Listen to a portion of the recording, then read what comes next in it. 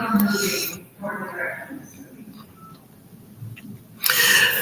evening. This is the 3rd of November. I am doing a show remotely live from the 1555 Broadway building in Detroit, Michigan. I'm actually at an event called Fighting Poverty is a Business. It was a film documentary, and they also are doing an American version of this presently right now. This was based on Africa. So this is the second half of Detroit in Black and White presents Reality Strikes with Eric Brown. The first half was an interview that I conducted earlier today with ML Elrick of the Detroit Free Press. And joining me for the next half an hour, I have Brandon Bryce of Project 21. He's a conservative columnist, as well as the former host of the Bryce is Right. And good evening, Mr. 1213. Thanks for joining me. For those that are joining, like, subscribe, and share this podcast. And I have Brandon on this evening to pretty much talk about expectations for tomorrow. I do know one pathetic expectation right now is only a 23% voter turnout, which is sad. Because you have 100% of the people that would conduct and enact that BMW mentality. And I'm not talking about the car. I'm talking about all the bitching, moaning, and whining that goes on of the 100% of the citizens, of which, you will see tomorrow. You only had 18% turnout for the primary election. And on August the 5th, it was a sunny day. Little bit of breeze, low 80 degrees, and you still only had less than 1 in 5 persons go out to vote for the primary. So it is what it is. I'm not sure what the excuses will be tomorrow. It is expected to be sunny, a light breeze, and 61 degrees. So I have no idea what the excuses are going to be tomorrow, when they are expecting only a 23% voter turnout. And as me and ML talked about earlier, a lot of it has to do with the candidates. I tell people all the time, if there are bad candidates, people do not and will not go out to vote. It's not just about apathy. People want to make it about apathy. No, it's not apathy either. There's just this sense that a city like Detroit is, there's a lot of hopelessness. And thanks for joining, Jill Sheridan. Appreciate you watching. So what's your perspective on the turnout tomorrow, Brandon? Well, first of all, thank you for having me on your show. Detroit has always, unfortunately, experienced low voter turnout. And it's interesting because you have what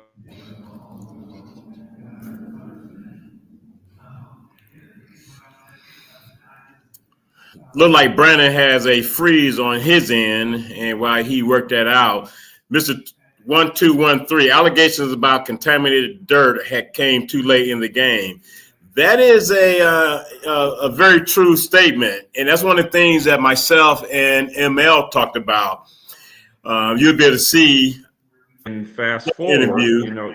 Hold on a second, Brian. 1 second. You cut off for a minute. I'm responding to one of the viewers.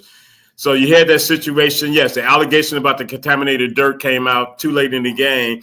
But see, part of the problem is also we have an electorate base in Detroit, and people want to push back on me when I say this. You have a very uninformed electorate. And that's not to say that they are unintelligent, because unintelligent, not intelligent, and uninformed are not one and the same.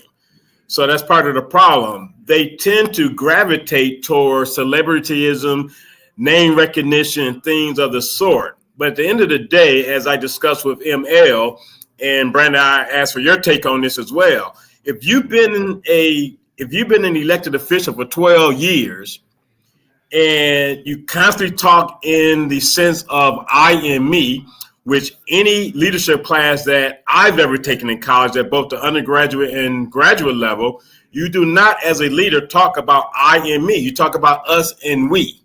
So that's one of the things that turned me off from if I was a voter in Detroit.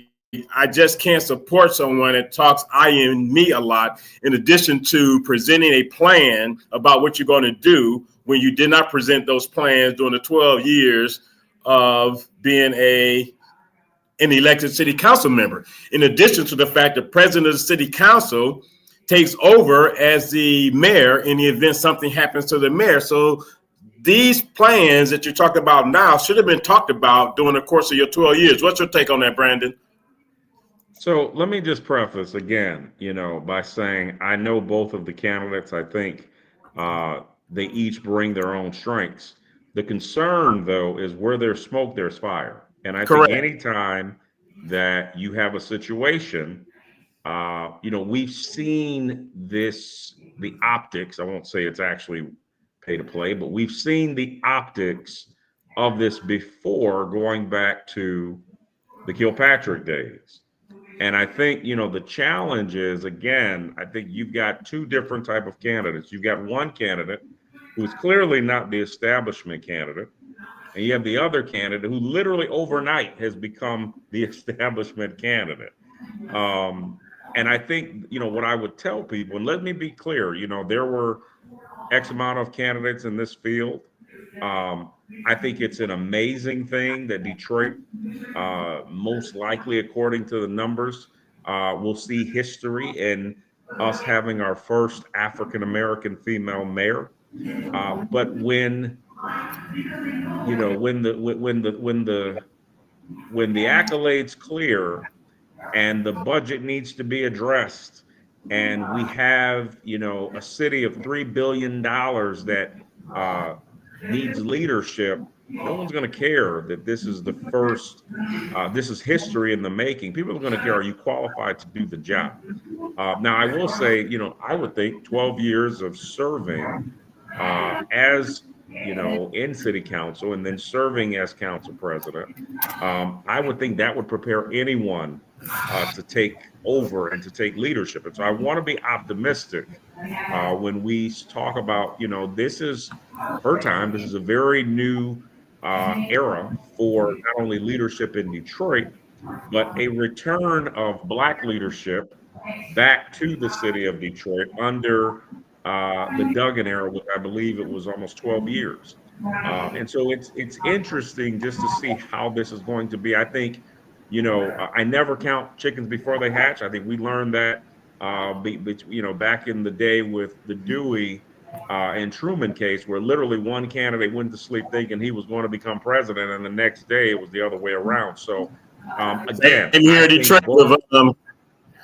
Detroit with Kwame and Freeman Hendrick. So Kwame and Freeman, and so I think it's going to be interesting to see. Both of them bring very unique strategies. I think if you're Mary Sheffield, you have to be, you've got to bridge the gap between the east side and downtown Detroit, between low income areas and big business areas in the city. You've got to be the great unifier.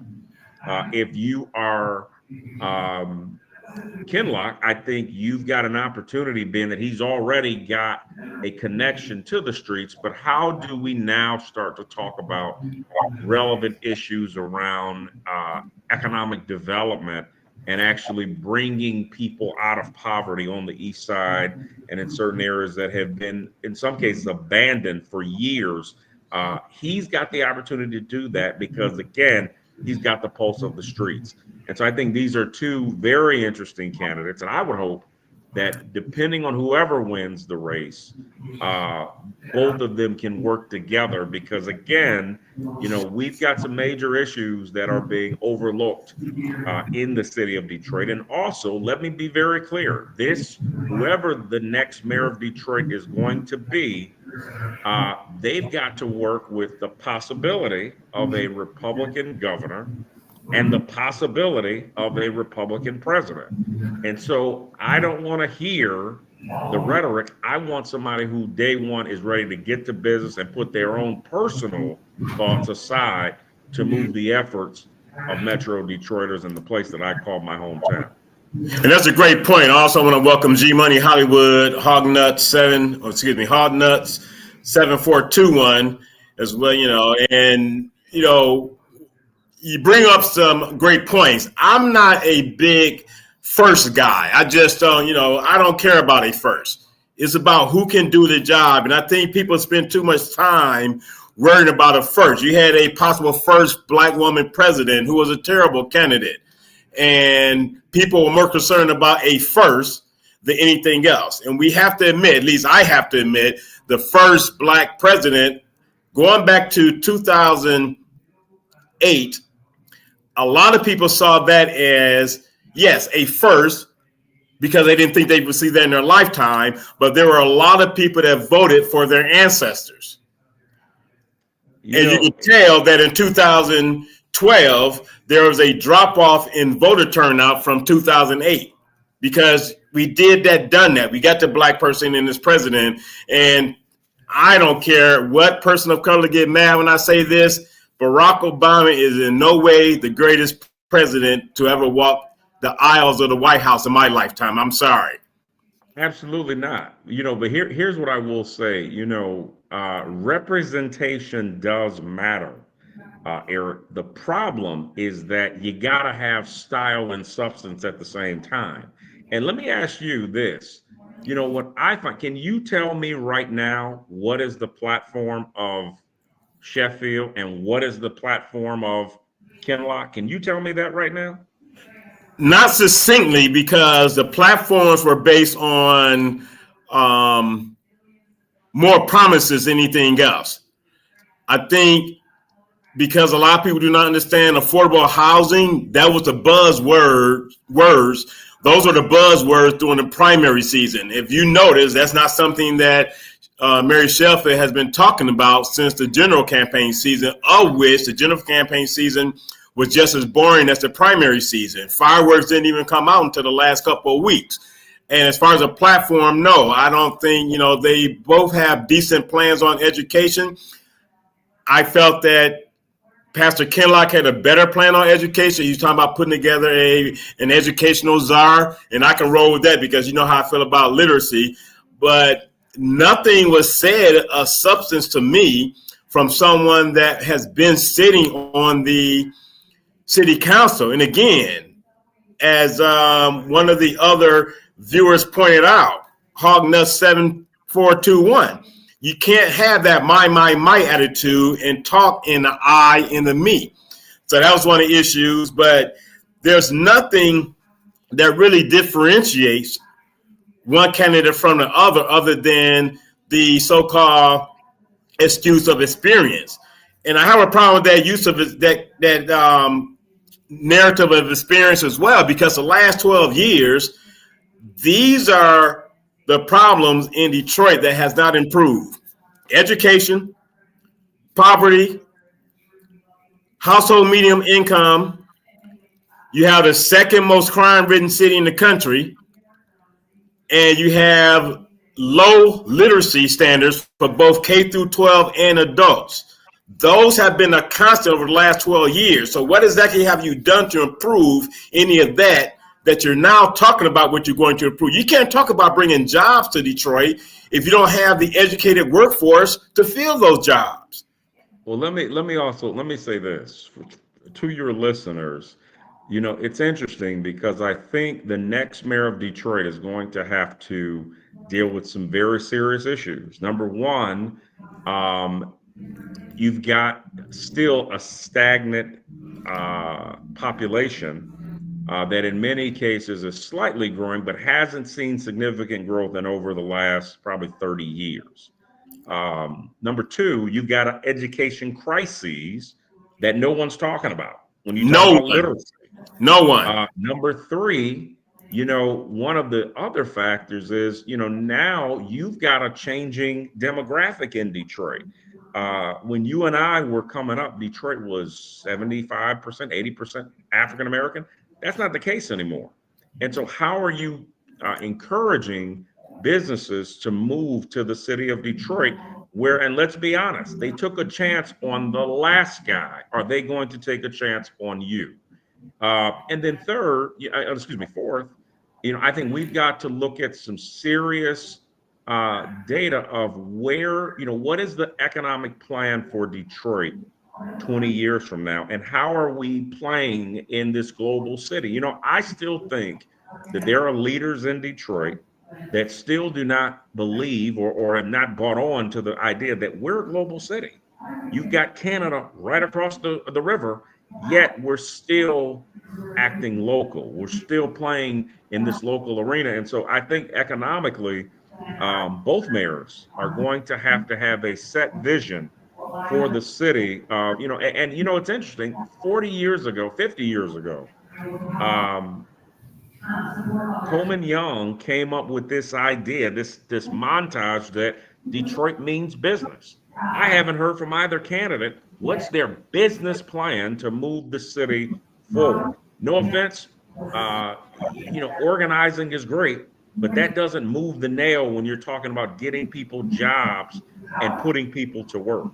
Correct. And that's why, yes, I agree with you, G Money Hollywood. Yes, unfortunately, the verdict is in, but that verdict, and I've spoken about this on social media, I think that verdict will come with some repercussions, because Darren Nichols of the Detroit Free Press, myself and ML Elrick talked about that earlier. He wrote a piece, and I've shared that on social media. He wrote a piece saying that the next person, be it Mary Sheffield or Pastor Kinlock, will be held to a different standard than what Mike Duggan was held to. People need to understand the first 4 years of Mike Duggan was pretty much a mulligan. He didn't have anything to worry about, because those first 4 years, Detroit was still under federal consent.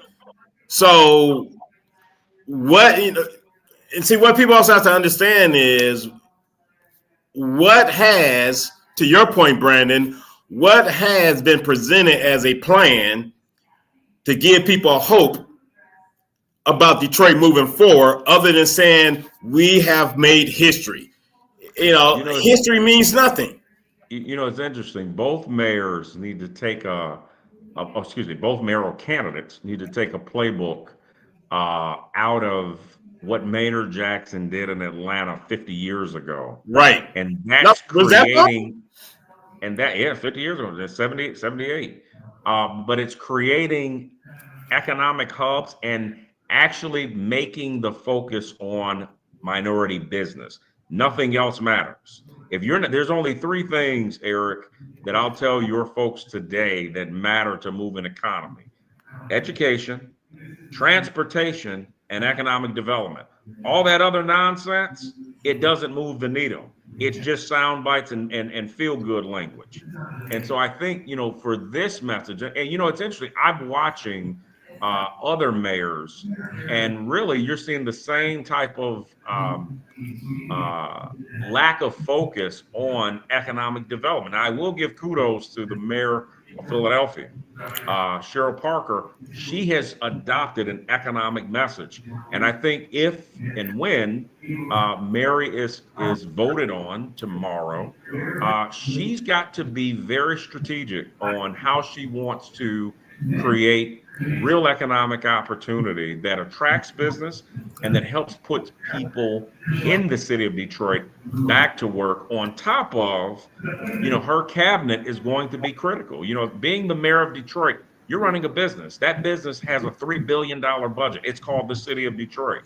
And so, who she puts around her is going to be just as important, or with Kinlock, who he puts around him and surrounds himself with in his cabinet is going to be just as important as, the people who may have been on her staff before. Whole different ballpark, whole different ball game of level of expertise. And I would say, I would not run away from the opportunity of finding talent outside of Detroit. Let me be very clear on this.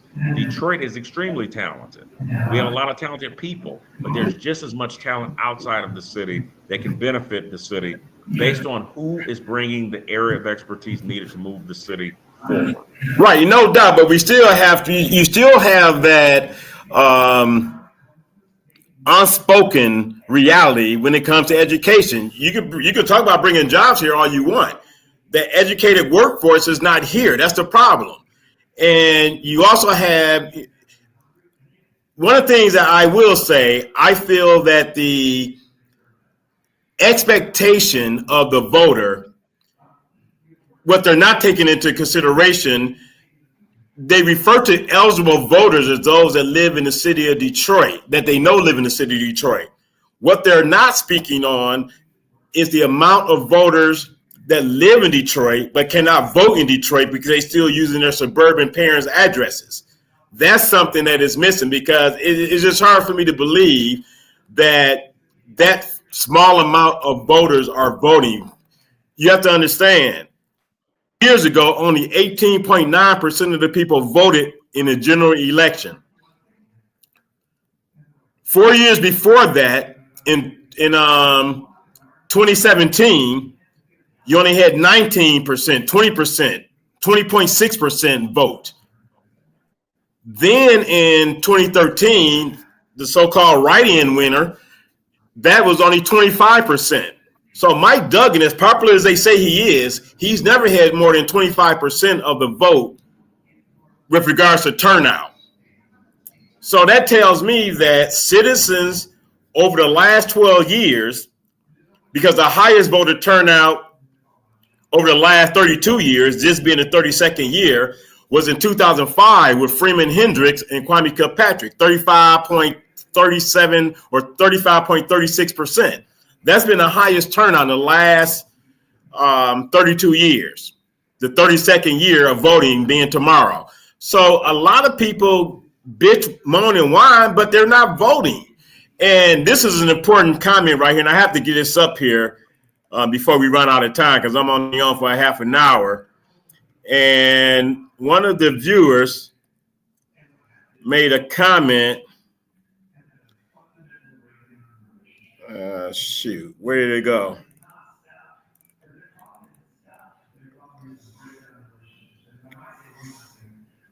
Let me see. It might be this.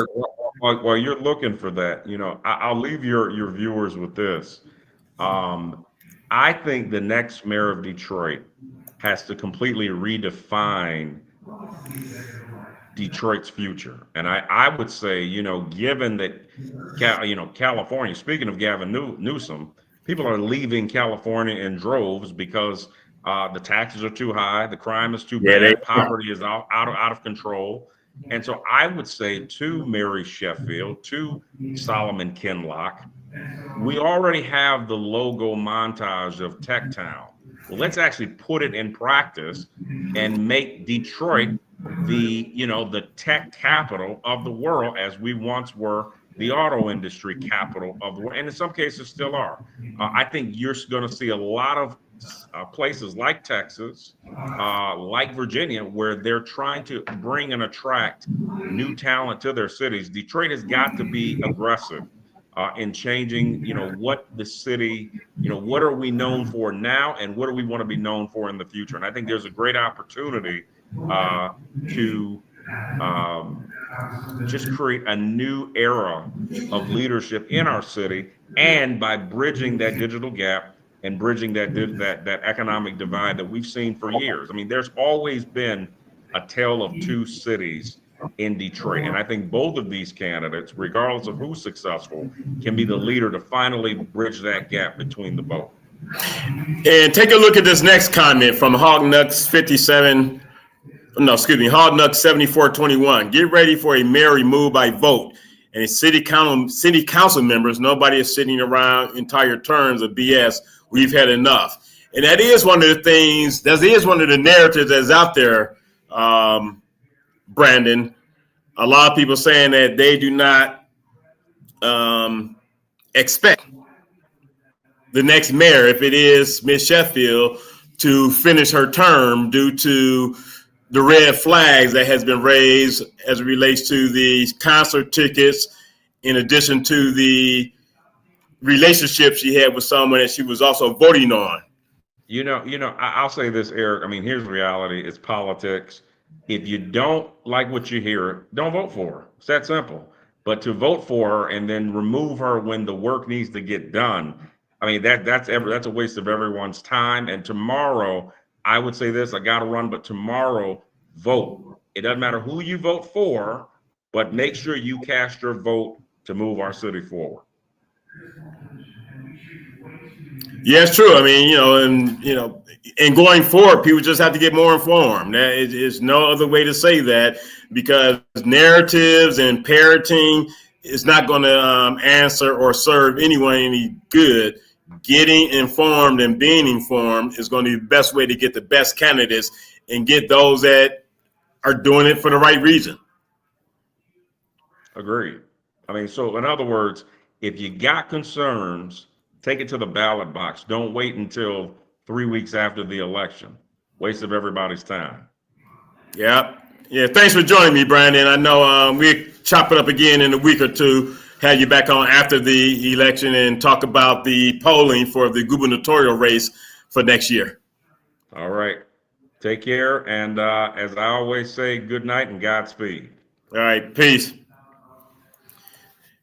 So that was Brandon Bryce, conservative columnist, works for Project 21, and the former host of The Bryce is Right, which was a radio show program as well as a podcast that he was doing. So it's going to be interesting what happens going forward. And, there are a lot of people excited. There are a lot of people that will not be. But at the end of the day, when you have such a low voter turnout, you're letting a small percentage of the electorate or the eligible voters make decisions for 100% of the city. Brandon is correct about empowering the local community, the local economy. However, the Maynard philosophy is going to be hard to adopt because Detroit is in major debt and the bankruptcy will come back to bite the city. You are absolutely right, G-Money. That was one of the topics that myself and ML Elrick talked about earlier, because there are some bills due. Those bills have to be paid. Duggan is leaving a rainy day fund of about $500 million. But in a municipality where you have a $3 billion budget, $500 million does not mean much at all. People pay more attention to the U.S. presidential election than their local and state election, which is a damn shame. I'm paraphrasing what G Money wrote. At the end of the day, politics are local. And if people do not understand that, as they say, you get what you pay for. And you see, G Money, they don't want us to prevail. I have rare earth minerals exacted right now in Africa. Nobody from Whitmer to the ombudsman office. Nobody wants to invest, let alone economic development. And one of the things that Brandon did not talk about that I want to bring up is this. The city is not going to keep young people here since, Hognuts, that's Day, mentioned the ombudsman office. You keep putting these retreads in these positions. The ombudsman position is a 10-year position. You put in someone in that position as north of 50 years old, they would be north of 60 years old at the end of that 10-year period. You put all these young people through Challenge Detroit, Leadership Detroit, and all these other cohorts where you want to give them hope on being involved and engaged in the city one day. But if you keep overlooking them, then they're going to leave and go other places where they can serve. So people need to pay attention to that. They have to do better. You just can't keep putting these people that are just constantly looking for a job and getting jobs and overlooking the young people, because the young people are going to be fed up and move on to other places where they can serve based being wanted. Detroit is showing a younger generation. They don't want them, and they're continuously putting retreads in some of these positions.